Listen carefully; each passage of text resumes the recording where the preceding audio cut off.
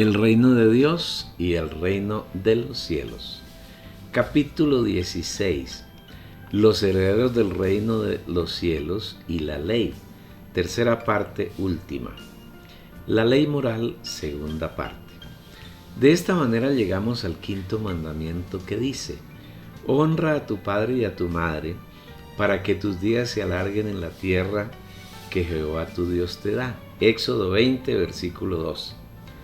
Los primeros 4 mandamientos establecen una relación exclusivamente entre Dios y los hombres, mientras que el quinto se refiere a una relación tripartita: Dios, el creyente y los padres del creyente. Para quienes hemos recibido al Señor Jesús, Dios es nuestro Padre en una relación dupla. En primer lugar, Dios es nuestro Padre porque es nuestro origen, nuestro Creador. Cuando nacimos de nuestro padre y nuestra madre, éramos criaturas de Él. Pero teníamos algún nexo de paternidad con Él, porque a pesar del pecado, Dios es nuestro origen. Y en segundo lugar, cuando ocurrió el hecho maravilloso, mediante el cual recibimos al Señor Jesús, nos convertimos en sus hijos legítimos, no adoptivos, sino filiados, es decir, fuimos engendrados por Él. Recibimos su naturaleza divina y nos convertimos en sus hijos legítimos, en los herederos de todas sus riquezas, y a la vez nos hicimos su herencia.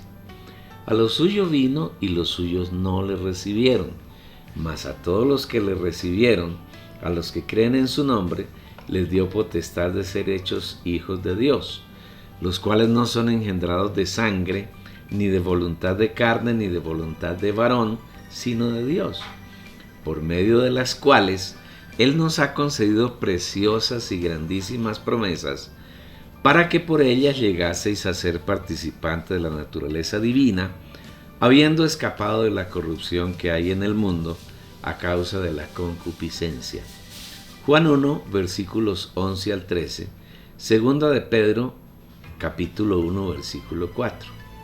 Todo creyente genuino es un hijo legítimo de Dios, y como hijo honra a su padre en todos los ámbitos de su vida, y lógicamente un creyente que honra a Dios como su padre, honrará igualmente a sus padres mediante los cuales fue traído a la vida en esta tierra, y esa honra tiene sus consecuencias lógicas. Hijos, obedeced en el Señor a vuestros padres, porque esto es justo.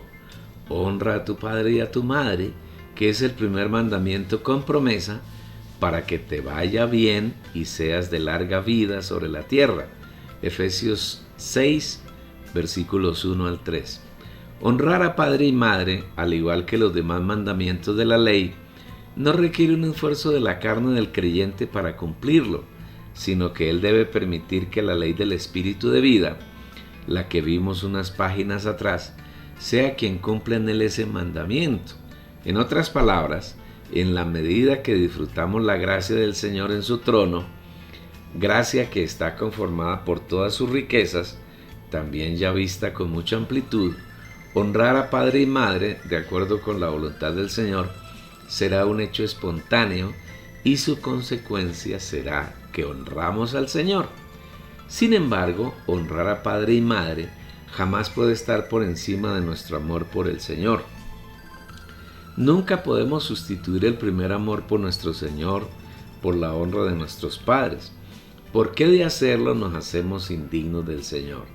El que ama padre o madre más que a mí no es digno de mí, y el que ama a hijo o a hija más que a mí no es digno de mí. Mateo 10, versículo 39.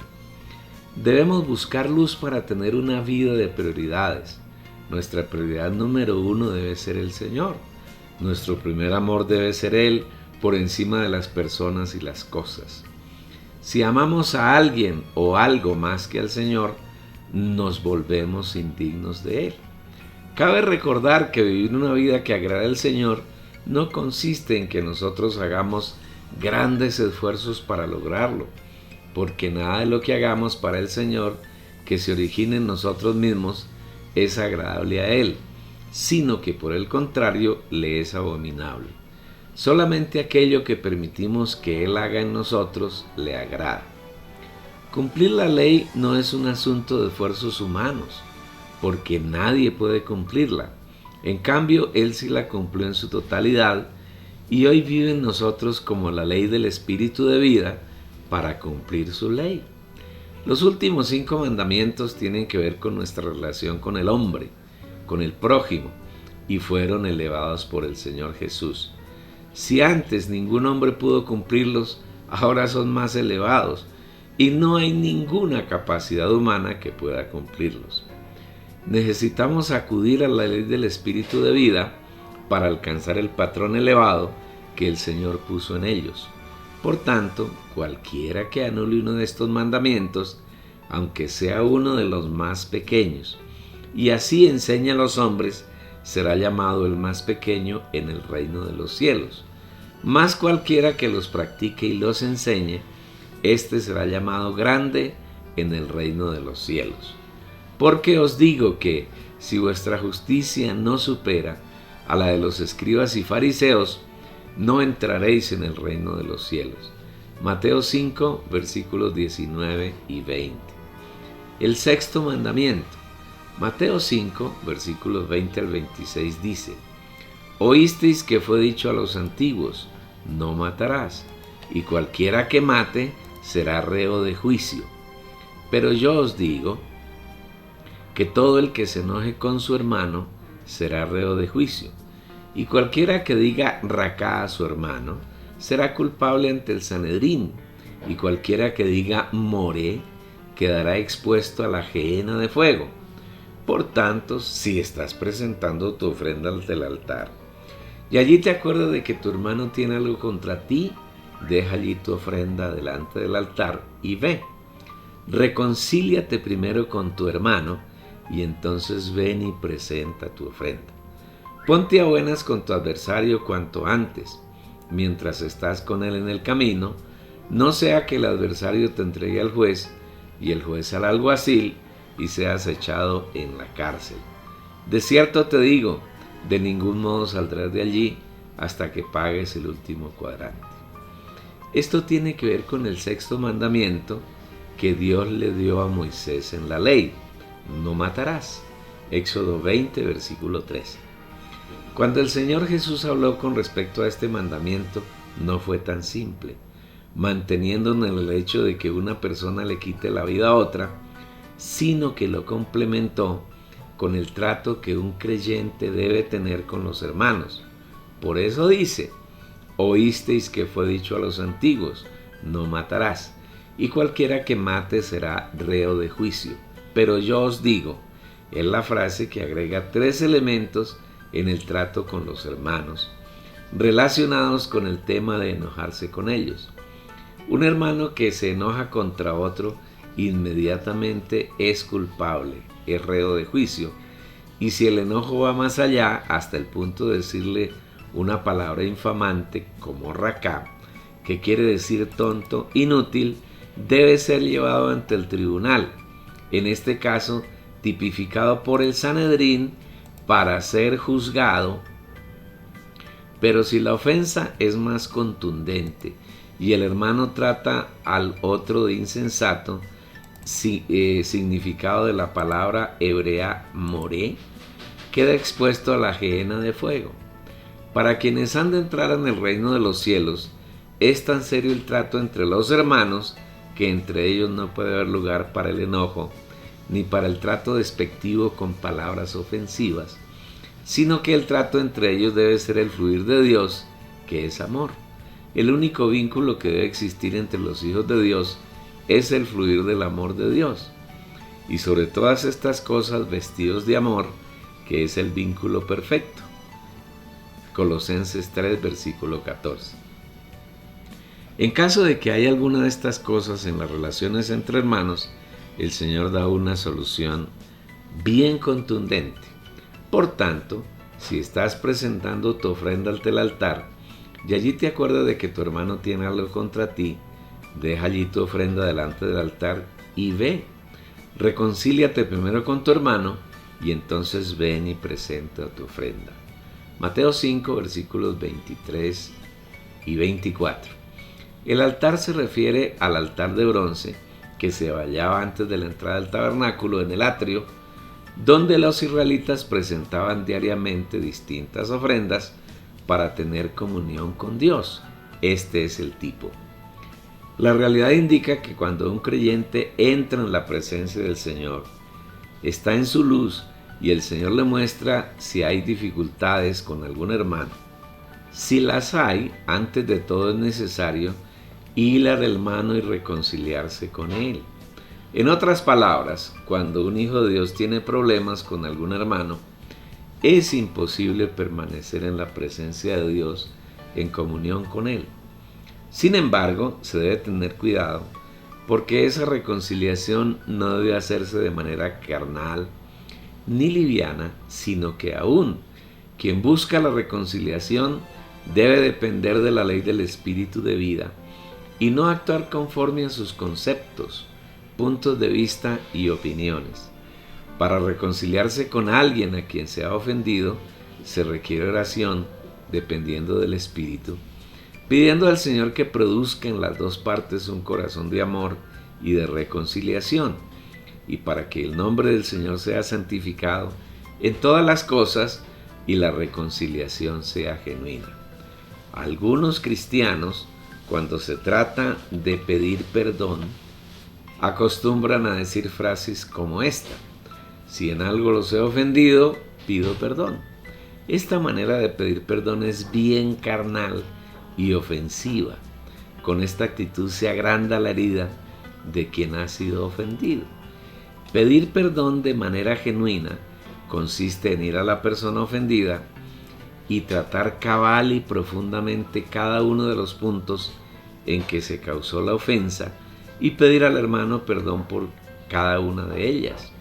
Una reconciliación así es genuina y no deja ningún recuerdo, sino que restablece plenamente la comunión entre los hermanos y de ellos con Dios. El perdón es un asunto que requiere que el ofensor se acerque con humildad al trono de la gracia, a suplicar al Señor que le otorgue la capacidad de pedir perdón y al ofendido la capacidad de perdonar. En otras palabras, el perdón no puede ser de ninguna manera un asunto que se trate con liviandad, porque las ofensas no tratadas adecuadamente pueden ser causa de pérdida del reino de los cielos.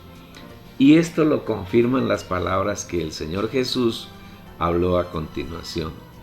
Ponte a buenas con tu adversario cuanto antes, mientras estás con él en el camino, no sea que el adversario te entregue al juez y el juez al alguacil y seas echado en la cárcel. De cierto te digo, de ningún modo saldrás de allí hasta que pagues el último cuadrante. Mateo 5, versículo 25. Cuando los creyentes estén en el tribunal de Cristo para ser juzgados, no debe haber ninguna ofensa entre ellos que no haya sido tratada adecuadamente, porque de haberla puede ser causa para no poder entrar en el reino de los cielos. Ponerse a buenas con el adversario entre tanto que se está en el camino es aprovechar el tiempo que vivimos en la tierra para arreglar a cabalidad todas las ofensas que pueda haber con los hermanos. Quien no lo haga será juzgado por el Señor, entregado al alguacil, quien lo echará en la cárcel por 1000 años, las tinieblas de afuera, y allí permanecerá hasta que pague lo más insignificante, el último cuadrante. Ofensas no tratadas adecuadamente serán la causa para que muchos creyentes pierdan la oportunidad de entrar en el reino de los cielos. No obstante, no es solamente el ofensor quien debe pedir perdón y buscarlo. El Señor igualmente instruye a sus discípulos para que el ofendido busque arreglar todas aquellas ofensas de las que ha sido víctima. Leámoslo en Mateo 18, 15 al 17. Por tanto, si tu hermano peca contra ti, ve y repréndele, estando a solas con él. Si te oye, has ganado a tu hermano. Mas si no te oye, toma contigo a 1 o 2 más, para que por boca de 2 o 3 conste toda palabra. Si rehúsa oírlos a ellos, dilo a la iglesia. Y si también rehúsa oír a la iglesia, tenle por gentil y recaudador de impuestos. Si has sido ofendido por el pecado de un hermano, es decir, si has visto a un hermano cometer pecado, el Señor estableció un proceso claro para tratar el asunto. En primer lugar, quien ha sido ofendido debe llamar a solas al ofensor y reprenderlo. Si el ofensor se arrepiente, el proceso termina ahí. Pero si no acepta arrepentirse, debe hacerse ante uno o dos testigos. Si aún así se resiste al arrepentimiento, se debe decir a la iglesia, y si no hay arrepentimiento frente a todos los santos, debe ser sacado de la comunión. Este es un proceso claro y sencillo que en las congregaciones cristianas es ignorado, porque a los líderes les interesa el número sin importar la calidad espiritual de sus integrantes, y por esa razón en las llamadas, comillas, iglesias, conviven por igual adúlteros, fornicarios, homosexuales, borrachos, ladrones, maldicientes, rapiñeros y toda clase de personas que se llaman, comillas, hermanos, pero que practican toda clase de pecados aberrantes. Indudablemente allí no existe la realidad del reino de los cielos. Gálatas 6:1 habla al respecto de las faltas cometidas por los hermanos. Hermanos, si alguien se encuentra enredado en alguna falta, vosotros que sois espirituales, restauradle con espíritu de mansedumbre, considerándote a ti mismo, no sea que tú también seas tentado. En todos los casos que haya desavenencias entre los hermanos, se debe usar un espíritu de mansedumbre, el cual se adquiere por enyugarse permanentemente con el Señor. Cuando un hermano ha cometido pecados que no sean de muerte, se debe restaurar, considerándose a sí mismo, porque nadie está exento de caer en tentación, es decir, no considerando que quien restaure al hermano nunca será tentado, porque ningún santo está exento de serlo. Sin embargo, un hijo de Dios que comete pecados de muerte está excluido definitivamente del reino de los cielos, se convierte automáticamente en sal insípida que no sirve para nada distinto a ser echada afuera y pisoteada por los hombres. El Señor elevó el sexto mandamiento al grado de que cualquier ofensa, cualquier pecado contra un hermano es causa de juicio y de exposición a la ajena de fuego. Cumplir un mandamiento así no es posible para ninguna persona. Solamente si tenemos una genuina y permanente comunión con el Señor, lograremos por medio de la ley del Espíritu de vida que está en nuestro espíritu, tener una conciencia sin ofensa ante Dios y ante los hombres. Y por esto procuro tener siempre una conciencia sin ofensa ante Dios y ante los hombres. Hechos 24, versículo 16. El séptimo y el 10º mandamientos. El séptimo mandamiento habla del adulterio, y con respecto a él, el Señor Jesús lo elevó aún más, además de que trató el 10º en lo que tiene que ver con la codicia, e igualmente habló del tema del divorcio. Leamos Mateo 5, 27 al 32. Oísteis que fue dicho, no cometerás adulterio, pero yo os digo que todo el que mira a una mujer para codiciarla, ya adulteró con ella en su corazón. Por tanto, si tu ojo derecho te es causa de tropiezo, sácalo y échalo de ti, porque más provechoso te es que se pierda uno de tus miembros y no que todo tu cuerpo sea echado en la gehenna. Y si tu mano derecha te es causa de tropiezo, córtala y échala de ti, porque más provechoso te es que se pierda uno de tus miembros y que no todo tu cuerpo vaya a la gehenna. También fue dicho, cualquiera que repudie a su mujer, que le dé carta de divorcio. Pero yo os digo que todo el que repudia a su mujer, a no ser por causa de fornicación, hace que ella adultere, y el que se casa con la repudiada comete adulterio. En el antiguo pacto, cometer adulterio consistía en tener relaciones sexuales fuera del matrimonio, es decir, con una mujer que no fuese su esposa o con un hombre que no fuese su marido. Pero en el nuevo pacto, en la ley del Espíritu de vida, en la ley de Cristo, el asunto es mucho más elevado. Pero yo os digo que todo el que mira a una mujer para codiciarla, ya adulteró con ella en su corazón. El solo hecho de mirar a una mujer y desearla, codiciarla, ya constituye un acto de adulterio. El mandamiento en el Nuevo Testamento es mucho más elevado, y ninguna ley ni autoridad humana puede controlarlo ni hacerlo cumplir. Entonces, ¿el Señor estableció un mandamiento para que no se cumpliera? De ninguna manera.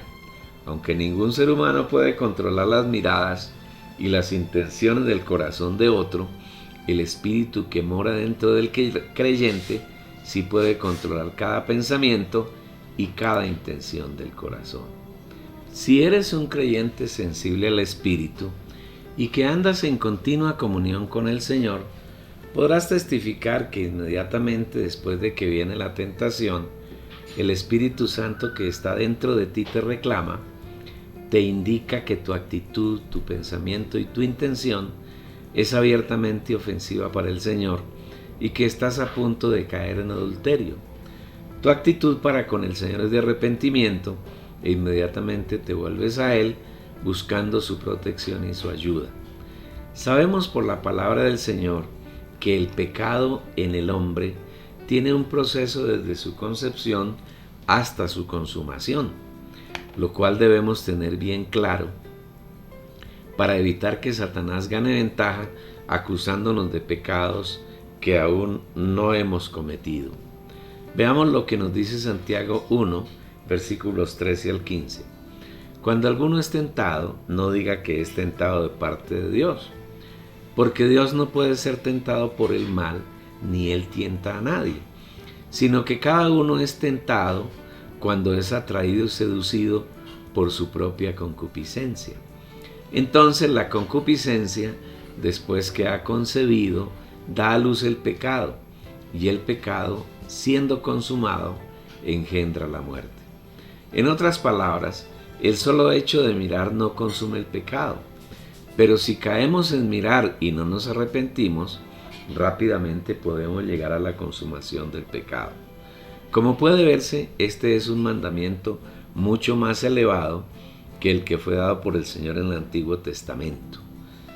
Otro tema bien importante que tiene que ver con el adulterio es el divorcio, y al respecto el Señor afirma: también fue dicho, cualquiera que repudia a su mujer, que le dé carta de divorcio. Pero yo os digo que todo el que repudia a su mujer, a no ser por causa de fornicación, hace que ella adultere, y el que se casa con la repudiada comete adulterio. Mateo 5, 31 al 32. El matrimonio no es una institución social, ni es un invento del hombre. El matrimonio es deseado por Dios desde la eternidad y en consecuencia es muy serio y santo. Dios estableció un varón para una mujer y una mujer para un varón, y no hay ninguna causa para divorciarse, a excepción de la fornicación de uno de los integrantes de la pareja. Sin embargo, esto no quiere decir que si hay fornicación en uno de los contrayentes y se divorcian, pueden casarse nuevamente, porque cualquiera que repudia a su mujer y se casa con otra, comete adulterio contra ella. Y si la mujer repudia a su marido y se casa con otro, comete adulterio. Marcos 10, versículos 11 y 12. En otras palabras, un matrimonio es para toda la vida de los contrayentes, y no hay ninguna causa de disolución distinta a la muerte de alguno de los consortes. Porque la mujer casada está ligada por la ley al marido mientras éste vive, pero si el marido muere, ella queda libre de la ley referente al marido. Así que, si en vida del marido se une a otro varón, será llamada adúltera. Pero si su marido muere, es libre de esa ley, de tal manera que, si se une a otro varón, no es adúltera. Romanos 7, versículos 2 y 3. Una mujer o un hombre puede casarse por segunda vez solamente si enviuda, es decir, si su cónyuge muere. Un divorciado no puede casarse por segunda vez. Si lo hace, comete adulterio. Entonces se le acercaron unos fariseos, poniéndole a prueba y diciéndole: ¿es lícito al hombre repudiar a su mujer por cualquier causa? Él respondiendo les dijo: ¿no habéis leído que el que los crió desde el principio los hizo varón y hembra? Y dijo: por esto el hombre dejará padre y madre y se unirá a su mujer, y los dos serán una sola carne. Así que ya no son dos, sino una sola carne. Por tanto, lo que Dios unió, no lo separe el hombre. Le dijeron: ¿por qué, pues, mandó Moisés dar carta de divorcio y repudiarla? Él les dijo: por la dureza de vuestro corazón, Moisés os permitió repudiar a vuestras mujeres, pero desde el principio no ha sido así. Y yo os digo que cualquiera que repudia a su mujer, salvo por causa de fornicación, y se casa con otra, comete adulterio. Y el que se casa con la repudiada, comete adulterio. Mateo 19, versículos 3 al 9. El Señor es sencillo en su palabra, pero a la vez muy claro con respecto a su voluntad referente al matrimonio. No hay ninguna razón para divorciarse, distinto a la fornicación y a la dureza de corazón de los hombres, pero la voluntad original de Dios, lo que Él ha determinado desde el principio, es que el hombre y la mujer que han contraído matrimonio no deben separarse. Si de alguna manera hay separación, uno y otro deben permanecer sin casarse otra vez. A los que están unidos en matrimonio, mando, no yo, sino el Señor, que la mujer no se separe del marido, pero si se separa, quédese sin casar o reconcíliese con su marido, y que el marido no abandone a su mujer. 1 Corintios 7, versículos 10 y 11. Aún quienes han enviudado, dice el Señor, que bueno les fuera quedarse así, pero a la vez tienen libertad de casarse nuevamente, pero en el Señor. La mujer casada está ligada mientras su marido vive, pero si su marido durmiera, libre es para casarse con quien quiera, con tal que sea con alguien que esté en el Señor. 1 Corintios 7, versículo 39. El matrimonio es un tema bien definido y limitado por el Señor en su palabra, y seguramente surgen muchas dudas acerca de cómo puede un hombre o una mujer que están casados, una vez que se divorcian, cómo pueden soportar una vida sin su cónyuge, pues unirse a otra mujer o a otro hombre constituye adulterio. Para eso es necesario que cada creyente se case en el Señor. En el mundo existe la moda de que los niños tengan novia o novio, porque de no hacerlo se sienten quedados, frustrados y deprimidos. Pero esas son las costumbres de las naciones que no pueden de ninguna manera penetrar en la iglesia. No deben ser practicadas por los creyentes. Un hijo de Dios que ama a su padre, primero se prepara para enfrentar la vida de casado, estudiando, buscando un mejor devenir laboral y económico, y sobre todo se prepara en amar al Señor, en servirlo y en seguirlo. Cuando llega la juventud, tal vez después de los 25 años en el hombre y 20 en la mujer, le pide al Señor que le provea con quien casarse. El Señor, con mucho gusto, responderá a esta petición, porque es conforme a su voluntad. Un matrimonio realizado en esas condiciones nunca caerá en divorcio y será un testimonio maravilloso del matrimonio establecido por Dios desde el principio. Si los contrayentes escogen por sí mismos sin el Señor, su unión tiene garantizado el fracaso. En el mundo contemporáneo el índice de divorcios es alarmante y hombres y mujeres toman el matrimonio de manera liviana. Algunos incluso practican la poligamia. Hay hombres y mujeres divorciados y vueltos a casar hasta más de una decena de veces, y por esto el mundo los aplaude. Esto es adulterio, un pecado aborrecido y rechazado por el Señor. Por eso decimos a los jóvenes que esperen en el Señor y permitan que Él sea quien escoge su cónyuge. El Señor estableció el matrimonio como una fuente de felicidad para el hombre y la mujer, y si aprenden a esperar en Él y a hacer su voluntad en este tópico, ustedes serán muy felices y serán un testimonio viviente para otros jóvenes. Esperen en Él, que Él concederá los anhelos de sus corazones.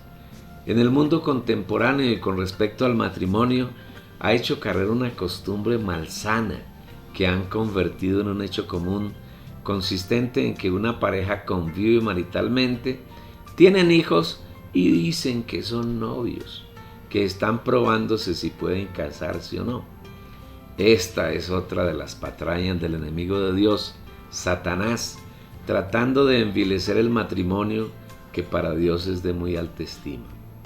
El matrimonio no tiene como base una ceremonia que realiza un cura, un juez, un notario o un pastor.